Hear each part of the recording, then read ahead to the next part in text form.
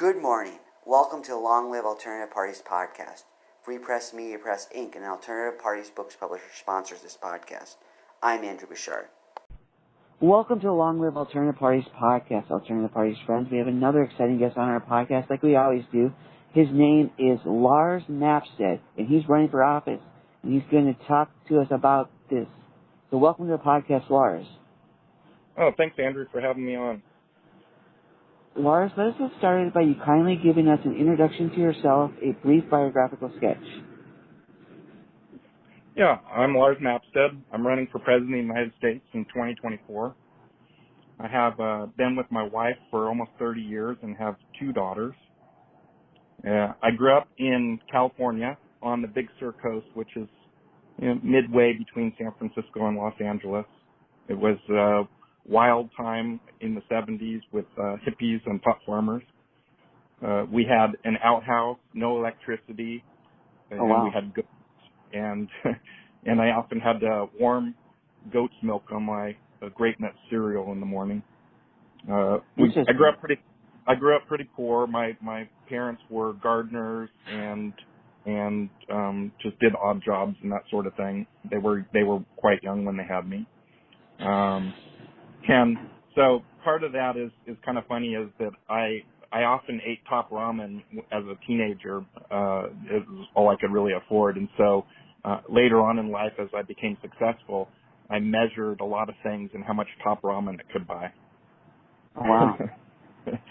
So in the early 80s, I was turned on to computers, and my grandmother was the one that pushed me towards computers. And then in the early 90s, along came a thing called the internet, and I was fortunate enough to live near Silicon Valley, and so I was introduced to the internet early on, before most people even knew, had ever even heard of it. And I found that I had a knack for marketing and problem solving, and I learned the internet, rather quickly. It came easily to me, and then I found that I can often take things that other people have done and enhance them and spin them into something even better than what they started. And so what that led me to do was start a lot of different internet companies over the years, and I've had several successful internet companies. The largest of which I merged in the year 2000. In the early 2000s, I merged into a company called Friend Finder, which is a dating website on the internet. And together with my partner, we grew that company to over 600 employees, and we were doing over $300 million in annual revenue on that company. In 2007, we sold that company, and I ended up trying to kind of retire for a little bit, but my brain was still working on overload, so I started another company that was really just a hobby job. I love automobiles, I race cars, I collect cars, and so I started Facebook was kind of, coming of age in that time, and so I started a Facebook pages based around automobiles, and that ended up turning into another hugely successful company as well, and I ended up having over 25 million fans on Facebook on my various, pages that I operated. And so my hobby job turned into a successful business as well. And then I guess in my free time, I love to, like I said, race cars. I also have done a lot of surfing over the years because I live in Santa Cruz, California, one of the premier surf spots of the world. And then I like gardening and hanging out with my friends and my family. Oh, wow. Can you briefly describe how your work experiences running a company and the other stuff has informed your politics? Yeah, well, absolutely. So, one of the things that is super frustrating about running a business is obviously complying with all the tax regulations, complying with all kinds of government regulations. One of the things is when, different states have different rules, as well as the federal government, on employees and employment rules. And once you get past around 100 employees, things start really changing as far as what regulations are, put down upon you.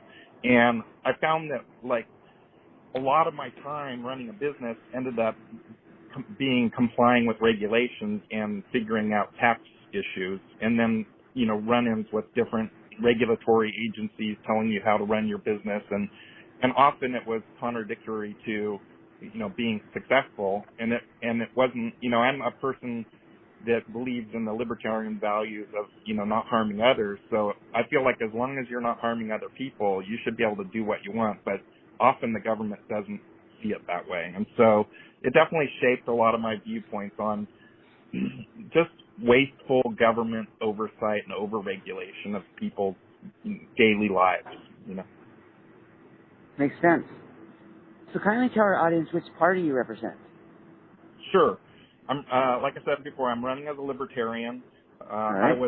I was watching the election process in 2020, and I watched the convention of the Libertarian Party and saw there was 20 or so people running for president, and I decided I wanted to offer my voice and vision for America, and the Libertarian Party was the party that most greatly aligned with my belief system, and I officially filed my candidacy last March. I've been voting independent and libertarian the majority of my life. I saw the problems with the duopoly when Ross Perot was running, and then when Ron Paul was running, and I finally decided I was libertarian after taking an online quiz during one of the election cycles. They said, which party are you aligned with? I took one of these quizzes, and I was kind of blown away to see that I was, all the way in the libertarian area of the chart. And so I started really looking into their platform more and was, aligned majority with what they have to say. And so I identify as a libertarian, and I've been a libertarian ever since. All right. So since there's other candidates running for the Libertarian Party, how do you plan to get the nomination, and how do you distinguish yourselves from the rest of them? Sure. So the Libertarian Party elects nominates their candidate at convention and the convention will be in Washington D.C. in 2024. And the way that they elect their presidential candidate and their vice presidential candidate is that each state has delegates, and the delegates are nominated at each state convention, and then those delegates basically vote on who they want to have as president, and then they also separately pick vice president. The Libertarian Party you don't get to pick who you're running with on your ticket. And so my primary focus right now is just to get delegates lined up in order to, receive the nomination. And so I'm actively pursuing those people. I have, lists of people that have been delegates before and potential delegates in the future. And so the difference between me and other party members that might be pursuing the same thing is that I look at a plan for winning an electoral vote on election night in 2024. There's only been one time in history of the Libertarian Party where the party won an electoral vote, and I believe that was in the 1970s. And so I have a plan to focus on one state in particular that has a high turnout of voters for libertarians, and as well has a small area of land in which to focus on. So we can put all of our effort into one small group of area, a small group of people, and we can win an electoral vote on election night. And so when the newscasters are showing the map of America, and they're showing the blue states and the red states that have won, they'll get to this state and it'll be gold, and everybody will be like, what the hell is going on here? And I think, hopefully that one electoral vote shifts the vote, is the deciding factor in the race. And, it gets everybody talking, because what we really need to do is bring more attention to the Libertarian Party and to the ideas that we're offering. And the best way to do that is to, cause some ruckus. And I think that's probably the biggest way to cause ruckus is to basically make the election called on on our actions. If you look at like what Chase Oliver is doing, he forced a runoff, and so everybody's talking about libertarians, and it gets people looking and interested in what it is, because most people have no idea that there's more than just the duopoly. Most people really, they're just like, oh, well, there's Republicans and Democrats, and everything else doesn't really exist. And it's our job to change that, to educate people, to get people excited about different opportunities that we can present. All right. So kindly tell our audience, kindly summarize your platform for our audience. Sure. So first things first, we need to get our fiscal house in order. Inflation is running at 40-year highs, brought on by both Democrats and Republicans, endless deficit spending, the pandemic, and all the money that they threw at everybody during the pandemic just caused a massive amount of cash. And then we had supply chain issues. And so you have a lot of money chasing not very many goods, and that causes inflation. And so we need to, stop overspending. Like I mentioned earlier, Ross Perot was one of the people that I was interested in early on. And the reason I was interested in him, because he talked about cutting the deficit and cutting the debt and getting our fiscal house in order. And that really resonates with me. It seems silly that we continue to just burn money that we don't have, and at some point we're going to have to pay the piper, and it will be ugly. And our government and the people running our government, they just keep kicking the can down the road, because they know that if they don't deal with it, eventually they'll be out of office and won't have to deal with it. And so they just keep leaving it for the next person, and at some point it's going to blow up, and it's going to be really ugly for the American people. So I'd like to, cut taxation. I think we're way overtaxed. In fact, one of my main areas that I'm focused on is implementing the fair tax. I loathe the IRS. I think it's a giant waste of everybody's productivity. It steals productivity, time, and money from every worker. It suppresses economic expansion. And so the fair tax abolishes the IRS and replaces it with a sales tax.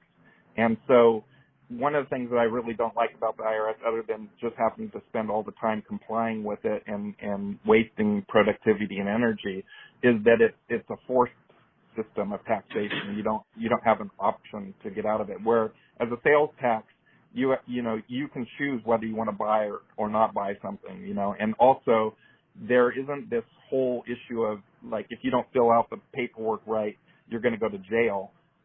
Because with the fair tax, there is no paperwork as a consumer. You just go about your daily life and you don't have to worry about it, right? And so that would just get rid of that whole forced, unforced thing. And I'm, as a libertarian, the opposite of libertarian is authoritarian, right? And so I'm against authoritarian systems, and I want to see more voluntary systems.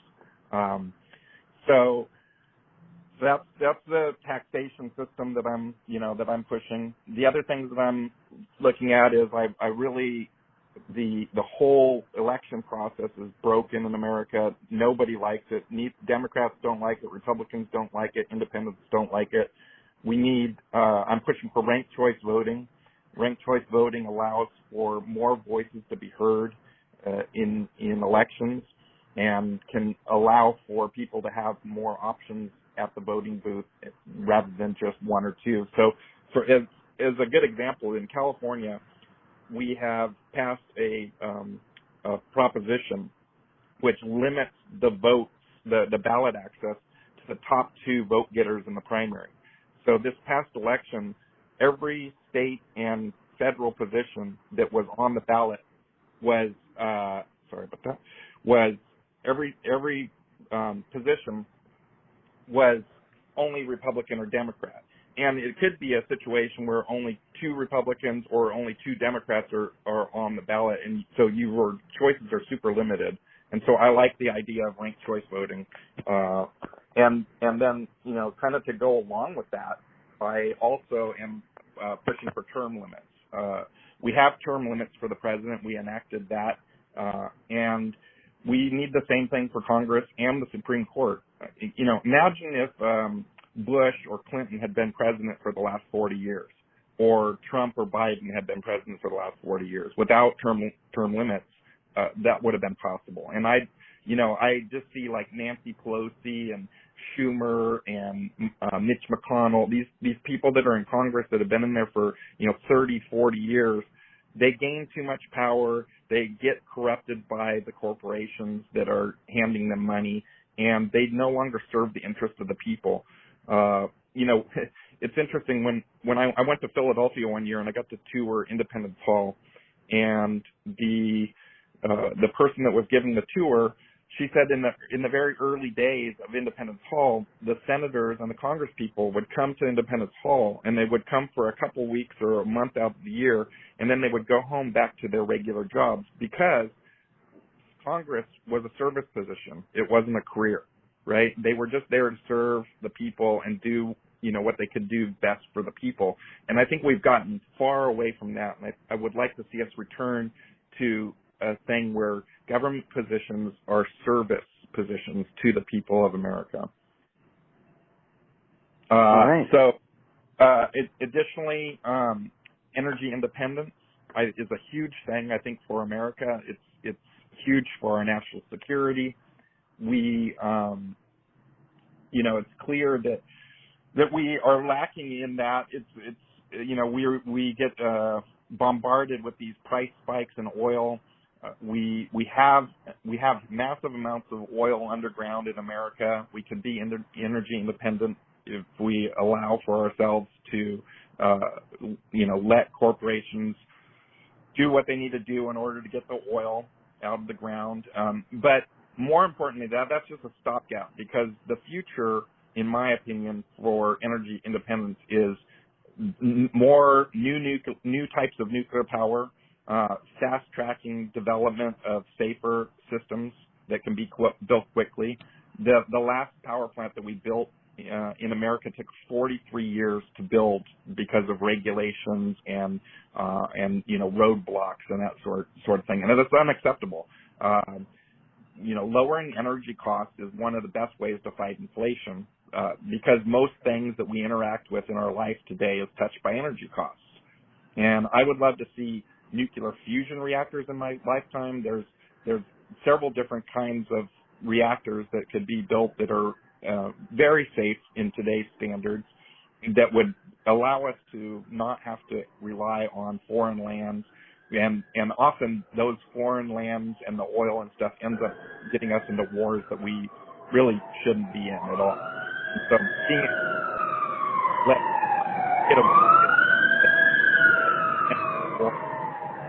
right? And then I also talked a little bit about ballot access and voting reform. Like I said, people don't really like the system that we have right now. They think it's unfair. But the two parties collude together to restrict ballot access from all other comers. So they're hypocritical when they're yelling about that the election was stolen, or that people are being suppressed, because they both sit there and suppress third party and independent candidates from ever even getting on the ballot. We had a big problem in New York, for instance, with Larry Sharp. He was running for governor, and he was unable to make it on the ballot. And so for the first time in a few decades, I think, they were only a Dem, similar to California. They had only a Democrat or Republican as your option on the ticket. And that's unacceptable to me. We need to have more voices. People need to have the ability to choose. That's what freedom is all about. If you're just forced between these two things over and over again, that's not freedom. That's just authoritarian. You must choose between these two things, and it's just kind of disgusting to me. Also, I'm a big proponent of ending the drug war, the war on drugs. Richard Nixon started the war on drugs. Obviously, there was wars on drugs before them, but in the 70s, he declared the war on drugs, and it's been going on for 50 years, and there's not people doing less drugs today than there was when I was a kid. Nancy Reagan had the DARE program, and she had all the ads on TV that this is your brain on drugs, and they were trying to get people to stop using drugs. And we've been arresting and incarcerating people for that whole time, it's just not working. And so we need to do something differently. We're wasting money and resources on criminalizing that kind of behavior when we should be treating it as an addiction, as a disease, and we should be helping people get off of that, and we should be educating people more of the dangers of drug abuse and how to get help if they need it. And then finally, military and defense. I believe that we spend far too much money on policing the world, and we don't take care of our own people here at home. And so I'd like to see us cut our overseas military action, end our wars, bring our troops home. I am for a grant who need a military to defend our country in case somebody decides that they want to be a bad actor and come at us. But I don't feel like we need to be projecting ourselves all over the world and pushing our, agenda on other people. It just leads to anger and animosity, and it just continues conflict back and forth over and over again. And I would like to see a more peaceful world and a less stressed out world. And then finally, those are my main things, but I back the National Libertarian platform as well. It contains many of the views I agree with, personal economic liberty, as well as lifting authoritarian mandates. That sounds like a good platform that people can get behind. Thank you. So what is your campaign strategy? How are you going to reach the voters? We already talked some about the internal workings of the Libertarian Party, how you plan to get those supporters. How about other voters? How do you plan to reach the voting base in general? Yeah. So, like I said, one of the things that I've done is, I built that social media company and ended up with 25 million fans, and I've been building my presidential campaign on Facebook and on other social media platforms. And so I'm looking to, come to the convention with a couple 100,000 followers on Facebook and social media, as well as raising a significant sum of money by the time we get to the platform. And I'm going to use my skills in social media marketing to spend our money and reach the most people possible with the messages that I just basically outlined in my platform. And I believe that social media is probably the cheapest, most effective way of reaching people with a message that you'd like to have, because you can spend money on the message, but because of the viral effect and the networked effect of social media, you can end up reaching millions of people, for a very small amount of money. So as an example, in July and August of this year, my Facebook page had a reach of 17 million people. So I reached 17 million people with my, different messaging that I was doing. And so I just want to continue that.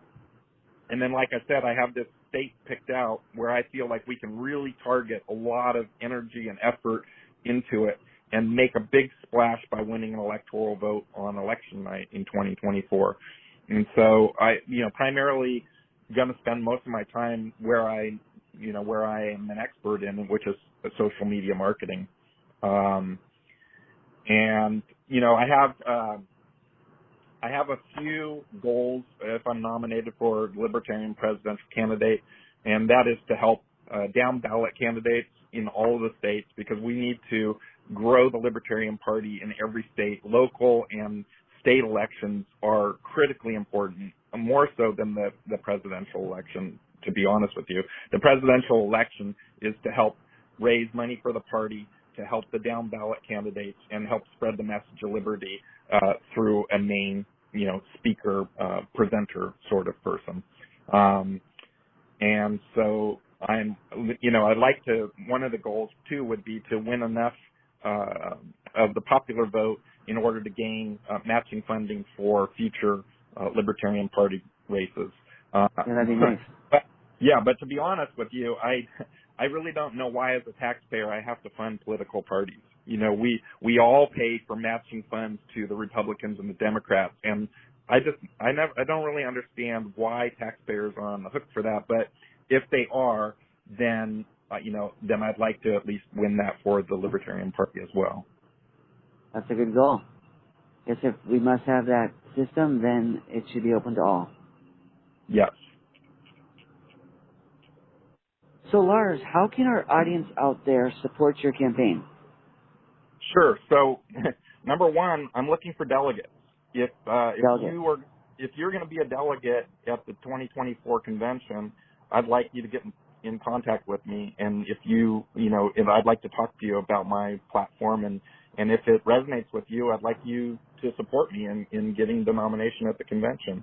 I'm obviously looking to raise money to help spread the message of liberty.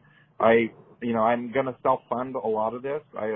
Like I said, I was fortunate enough to have some very successful companies, and so I have my own personal war chest, which I plan on spending on this campaign.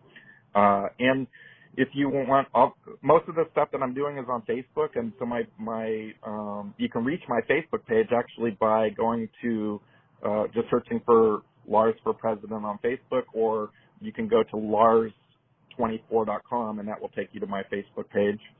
And if you want to donate money to me, you can go to donate.lars24.com, and I can accept donations there. So I invite everyone to follow me on Facebook, Twitter, and Instagram as I go down this journey of trying to win the presidential nomination and win the presidential election in 2024. Sounds great. Lars, thank you kindly for coming on the podcast today and talking about your campaign. Thank you so much for having me, Andrew. We wish you all the best in your campaign and also in your personal and professional endeavors. Thank you so much. All right, all the best. Bye.